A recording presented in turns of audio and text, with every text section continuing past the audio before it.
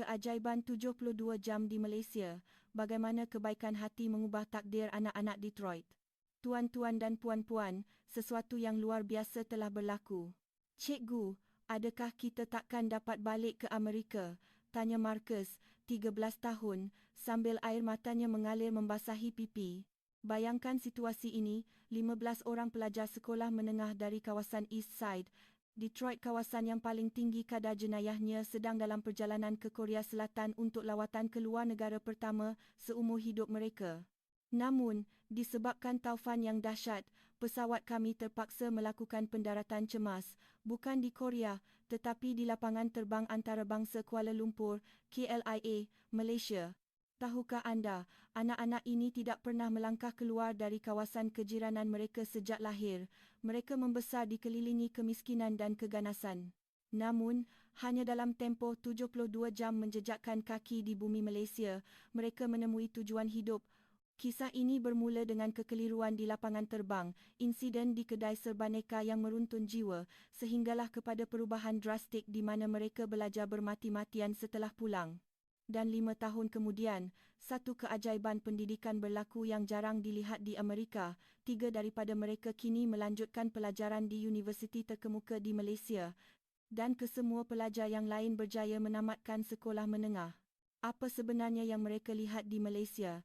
Mengapa anak-anak yang berada di lembah keputusasaan ini menemui cahaya harapan di sana? Saya Sarah Johnson, seorang guru sains sosial di Sekolah Menengah Roosevelt, Detroit selama 15 tahun.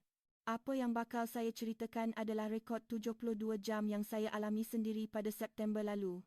Tahun lalu, sekolah kami terpilih untuk program pertukaran pelajar dengan sebuah organisasi kebajikan di Korea.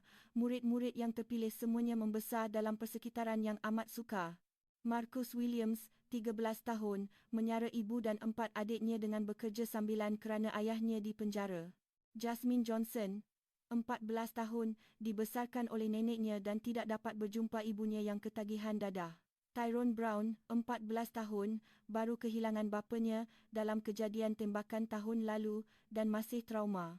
Bagi anak-anak ini, perjalanan ke luar negara adalah harapan pertama dalam hidup mereka. Tidak pernah naik kapal terbang, tidak tahu bagaimana rupa dunia luar, pasport pun baru pertama kali dibuat.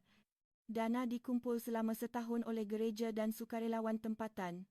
Apabila kami berlepas dari Detroit, wajah mereka penuh harapan bercampur ketakutan. Di dalam pesawat, mereka terpaku melihat tingkap. Namun, di atas lautan Pasifik, juruterbang membuat pengumuman, lapangan terbang di Korea ditutup akibat taufan. Demi keselamatan, kami akan mendarat di Malaysia. Anak-anak mula panik, kebanyakan mereka tidak tahu di mana letaknya Malaysia. Tyrone bertanya dengan suara gemetar, "Cikgu, Malaysia tu hutan rimba ke? Ada perang tak?" Ingatan mereka hanya terbayang filem perang lama atau dokumentari hidupan liar. Keisha Davis, 14 tahun, risau tidak dapat menghubungi ibunya. Saya sendiri panik, membawa 15 remaja ke negara yang tiada dalam rancangan. Kami mendarat di KLIA jam 11 malam waktu tempatan, anak-anak keletihan dan hampir menangis. Tyrone bertanya dengan wajah pucat, "Kita tidur kat lantai lapangan terbang ke?" Namun, sebaik sahaja melangkah keluar dari pesawat, pengalaman kami berubah sepenuhnya. Pertama sekali, kemodenan dan kebersihan KLIA membuatkan anak-anak ternganga. "Wah, macam dalam filem science fiction," jerit Marcus. "Ia jauh lebih canggih dan bersih berbanding lapangan terbang di Detroit." Semasa kami terpinga-pinga menuju ke imigresen, keajaiban pertama berlaku. Seorang pegawai lapangan terbang menghampiri kami dan bertanya dalam bahasa Inggeris yang fasih, "Boleh saya bantu? Kamu semua nampak sesat." Melihat umur anak-anak ini, dia segera memahami. "Pelajar dari Amerika ya, pasti penat sebab taufan tu," katanya dengan senyuman manis. Namanya Encik Razak. Dia memberitahu dia ada anak sebaya mereka. Encik Razak meminta kami tunggu sebentar dan membuat panggilan. 5 minit kemudian, 3 lagi staf datang membantu. Walaupun sudah tengah malam, mereka tidak nampak marah atau malas. Malah, mereka menyambut kami seolah-olah tetamu istimewa. Jasmine berbisik, "Cikgu, kenapa orang-orang ni baik sangat? Urusan imigresen berjalan lancar." Pegawai imigresen menyapa, "Selamat datang ke Malaysia," dengan nada prihatin. Di tempat tuntutan bagasi, Satu lagi kejadian menyentuh hati berlaku. Sebuah keluarga Melayu tempatan menegur kami. Apabila tahu kami dari Detroit, si bapa tersenyum lebar. Anak perempuan kecil mereka menghulurkan coklat kepada Marcus. Marcus pada mulanya ragu-ragu, tetapi melihat keikhlasan kanak-kanak itu, dia mengambilnya. "Terima kasih," katanya dengan suara bergetar. Keluar sahaja dari lapangan terbang, udara tropika menyapa kami. Pemandangan lampu jalan raya menuju ke Kuala Lumpur memukau mereka. "Cantiknya, ini Asia ke? Macam New York tapi lebih bersih," kata Tyrone. "Detroit pada waktu malam sangat bahaya, tetapi di sini rasa begitu selamat." Kaunter hotel di lapangan terbang memberikan kejutan seterusnya. Wanita di situ berkata, "Untuk pelajar-pelajar ini, kami ada hotel yang boleh tawarkan kadar istimewa. Harga separuh daripada biasa, tapi fasilitinya bertaraf dunia." Keisha bertanya pelik, "Cikgu, kenapa diorang nak tolong kita sampai macam ni?" Dalam bas menuju ke hotel, ketakutan bertukar menjadi keterujaan. Melihat menara berkembar Petronas dari jauh, Tyrone berbisik, "Malaysia sangat indah." Sampai di hotel jam 1 pagi, staf menyambut dengan ucapan selamat datang dan senyuman. Bilik-bilik yang diberikan sangat selesa, tilam empuk, air panas yang stabil. Bagi kebanyakan anak-anak ini kali pertama mereka tidur dalam keadaan seselesa ini. Marcus bertanya, "Cikgu, betul ke kita boleh tidur sini? Duit cukup ke?" Di Amerika, hotel sebegini adalah mimpi bagi mereka. Malam itu saya memeriksa setiap bilik.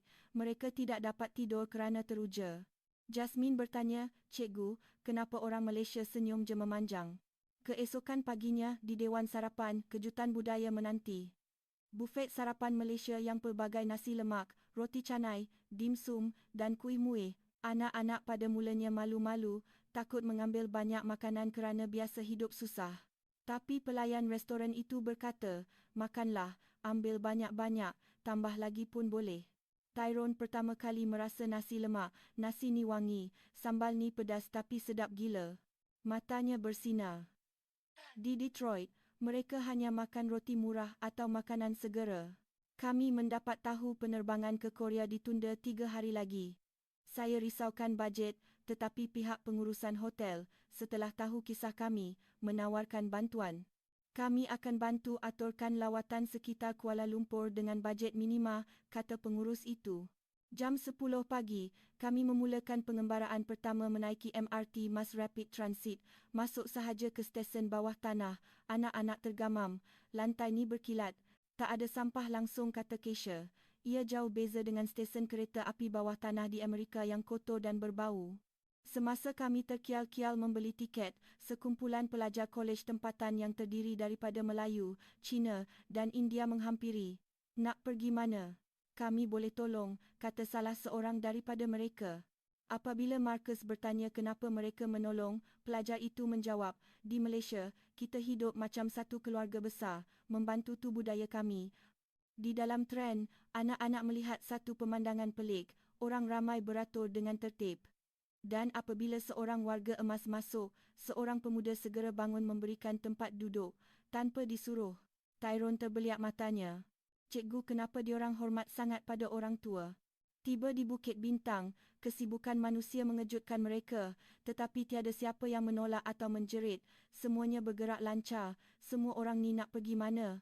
tanya Marcus. Kemudian, satu insiden tak diingini berlaku di sebuah kedai serbaneka KK Mart. Deshaun Smith, 13 tahun, yang kelaparan, secara tidak sengaja memasukkan sebungkus roti ke dalam poketnya. Tabiat lama dari kawasan miskin. Penjaga kaunter, seorang wanita bernama Kak Siti, nampak perbuatan itu. "Saya sudah pucat lesi, takut polis dipanggil, tapi Kak Siti melakukan sesuatu yang luar biasa." Dia menghampiri Deshaun dan bertanya lembut, "Adik lapar ke?" Deshaun mengangguk takut. Kak Siti kemudian mengambil roti itu, meletakkannya di kaunter dan menambah sebungkus nasi lemak serta air kotak. "Tak perlu bayar, ini rezeki, makanlah," katanya. Dia kemudian berkata kepada saya, "Budak lapar tak boleh dibiarkan, Puan. Di sini kita berkongsi rezeki." Deshaun menangis di situ juga. Kawan-kawannya turut sebab, di Amerika, dia mungkin sudah digari, tapi di sini, dia diberi makan. Marcus bertanya, "Kita ni pakai baju lusuh, Kenapa dia layan kita macam raja? Kak Siti kemudian mencadangkan kami makan tengah hari di warung kawannya. Dia malah menutup kedai sekejap untuk tunjukkan jalan. Di warung itu, Pak Cik pemilik kedai menyambut kami. Tetamu dari jauh, jemput duduk. Melihat kami asing dengan menu, dia menghidangkan makanan paling sedap, satai dan mi goreng. Bila kami nak bayar, Pak Cik itu menolak. Hari ni saya belanja, anggaplah hadiah kenalan dari Malaysia. Kami terkedu. Keisha berbisik, kita tak pernah dilayan sebaik ini seumur hidup. Petang itu kami ke Masjid Jamek dan Dataran Merdeka, melihat seni bina Islam yang indah dan padang hijau di tengah bandar. Di situ, sekumpulan kanak-kanak tempatan sedang bermain bola sepak. Walaupun tak faham bahasa, mereka mengajak Marcus dan Tyrone bermain sekali. Bola sepak menjadi bahasa penyatuan. Deshaun yang pendiam, kini ketawa berlari mengejar bola. Saya dapat kawan baru. Jeritnya gembira. Malam itu di hotel, anak-anak berkumpul. Tyrone berkata, "Cikgu, saya nak belajar bahasa Melayu." Semua mengangguk setuju. "Saya nak jadi baik macam orang Malaysia," kata Jasmine. Hari kedua, Encik Razak dari lapangan terbang semalam menghantar mesej. Dia mahu bawa kami ke Menara Berkembar Petronas KLCC pada hari cutinya. Anak-anak terharu. Di Taman KLCC, melihat menara yang menjulang tinggi ke langit, Marcus berkata, "Saya tak sangka ada bangunan sehebat ini di dunia." Tapi yang paling menyentuh hati ialah Encik Razak membawa bekal masakan isterinya kari pap dan nasi goreng kampung untuk kami berkelah. "Ini rasa masakan ibu," kata Jasmine sambil mengunyah kari pap. Air matanya menitis. Dia tak pernah rasa kasih sayang seorang ibu melalui masakan. Encik Razak memegang bahunya. "Mulai hari ini, kamu ada keluarga di Malaysia." Petang itu, Encik Razak menjemput kami ke rumahnya di pinggir bandar. Dia mahu tunjukkan budaya Malaysia. Masuk rumah kena buka kasut, satu budaya baru bagi anak-anak ini. Isteri dan anak-anak Encik Razak menyambut kami dengan tangan terbuka. Kami makan bersila di atas lantai, berkongsi hidangan dalam talam, suasana muhibah harmoni. Anak-anak Encik Razak mengajar mereka cara makan guna tangan kanan. Walaupun bahasa terhad, gelak tawa memenuhi ruang. "Orang Malaysia pelbagai bangsa tapi boleh makan semeja. Damai je," kata Tyrone kagum. Hari ketiga, tiba masa untuk berlepas ke Korea. Semua anak-anak berat hati. "Saya tak nak pergi, saya nak duduk Malaysia," kata Deshaun. Di KLIA, keluarga Encik Razak dan Pak Cik Warung datang menghantar kami. Suasana pilu seperti perpisahan keluarga. Marcus memeluk Encik Razak. "Terima kasih, Ayah Malaysia." Sebelum naik pesawat, Tyrone berpaling dan berkata, "Cikgu, hidup kami berubah dalam 3 hari ni, kan?" Benar, 3 hari di Malaysia mengubah segalanya. Di Korea, mereka tetap bercerita tentang kebaikan orang Malaysia. "Orang Korea baik, tapi kehangatan di Malaysia tu lain, macam keluarga," kata Keisha. Pulang ke Detroit, perubahan mereka mengejutkan semua orang. Sikap mereka berubah menjadi sopan. Deshaun berhenti mencuri. "Kalau di Malaysia, orang tak buat macam ni," katanya menegur kawan yang nakal. Mereka mula belajar bersungguh-sungguh. Marcus nekat nak masuk universiti. Mereka tubuhkan kelab kebudayaan di sekolah, belajar bahasa Melayu dan budaya Asia. Mereka malah buat kerja amal, mengutip dana untuk orang susah, meniru semangat gotong royong yang dilihat di Malaysia. 6 bulan kemudian, Encik Razak menghantar email bertanya khabar. Anak-anak membalas dalam bahasa Melayu mudah, "Terima kasih, kami rindu Malaysia." Setahun kemudian, satu keajaiban berlaku. Sebuah yayasan pendidikan Malaysia, setelah mendengar kisah kami, menawarkan beasiswa penuh untuk pelajar antarabangsa yang kurang bernasib baik. Marcus, Tyrone dan Jasmine terpilih. 3 tahun kemudian, Marcus menelefon saya sambil menangis. "Cikgu, saya dapat masuk Universiti Malaya dalam bidang hubungan antarabangsa." 4 tahun kemudian, Tyrone ke Universiti Teknologi Malaysia UTM dalam bidang kejuruteraan dan Jasmine mengambil pendidikan di Universiti Islam Antarabangsa Malaysia UIAM. Kini, 5 tahun telah berlalu. 12 lagi pelajar yang lain semuanya tamat sekolah menengah, sesuatu yang mustahil di kawasan kami di mana kadar keciciran mencecah 70%. Deshaun kini bekerja di pusat komuniti, membantu anak-anak susah, mencontohi sikap Kak Siti di kedai serbaneka dulu. "Saya kini bercerita di seluruh Amerika. Mesej saya mudah, anak-anak perlukan kasih sayang dan harapan. dan kami menemuinya di Malaysia. Taufan itu bukan kemalangan, ia adalah takdir Tuhan untuk membawa kami ke tanah yang penuh budi bahasa itu. Tahun ini, Encik Razak akan melawat kami di Detroit. Anak-anak sudah tidak sabar.